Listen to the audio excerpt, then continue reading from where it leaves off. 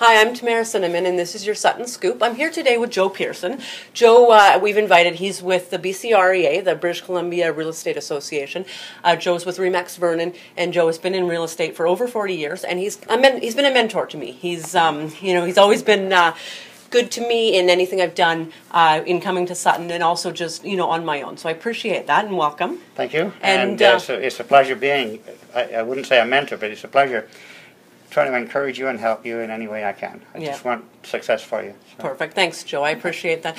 So, Joe, I wanted you to come on just to talk a little bit about, obviously you've seen a lot of cycles, being in it over 40 years, and I just wanted to get your gauge on this real estate cycle, where we're at, if it's typical. So I think some people with the economy where it's at think that it's never going to go back up again. So just kind of wanted some insight on that. All right. Well, this is, as you say, 41 years. This is my, and I don't call it an up cycle and a down cycle. I call it an up cycle and a correction cycle. So this is my fourth correction cycle.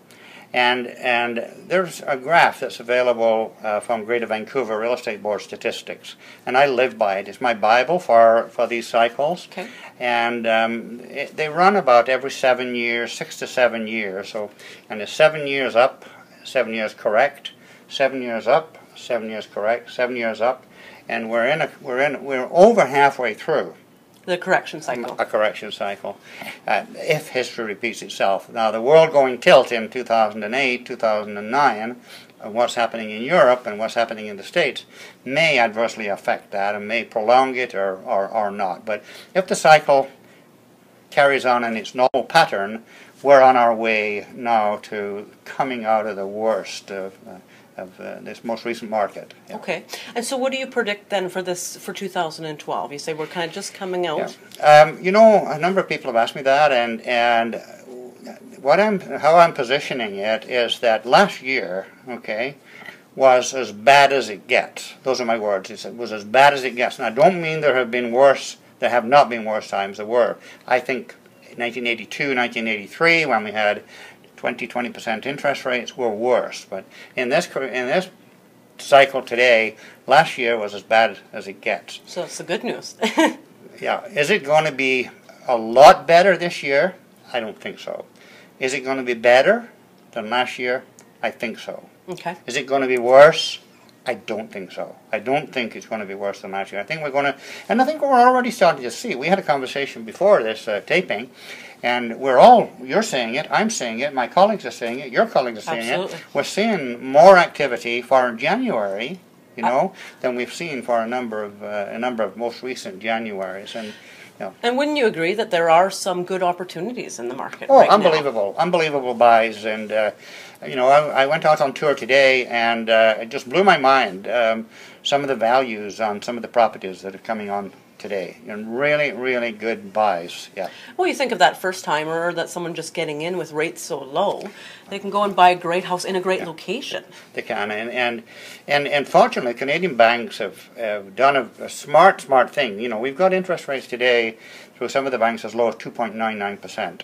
However, the people have got to qualify at a higher rate, and that's good. In the States, they didn't do that. They put them in at the low rate, and then if the rate bumps up later, if it went to 5%, they can't pay it. Well, that's the key, right? Is that our system, is trying to back and make sure that people are a bit more qualified. So they'll qualify at a higher rate, but they'll get the benefit of the lower rate. I mean, somebody told me, I heard on TV, that these rates are as low as they've been in 200 years. Wow. Wow. Yeah. And I hadn't heard that. I mean, obviously they're super low, but to think. But in my history, most of my career was dealing with interest rates between 10 and 14%. Wow. And it was only as we came on the turn of the century that we started to get into single digits. Yeah. No, that's interesting. That's because it's funny because now people complain, well, I'm locked in at 4.3%, and now I could get 2.99. Yeah. So switching to the realtor side, what you don't see a lot of realtors that stay for the long run, that make it 15, 20 years. What attributes or what qualities do you think it takes to make it for the long run?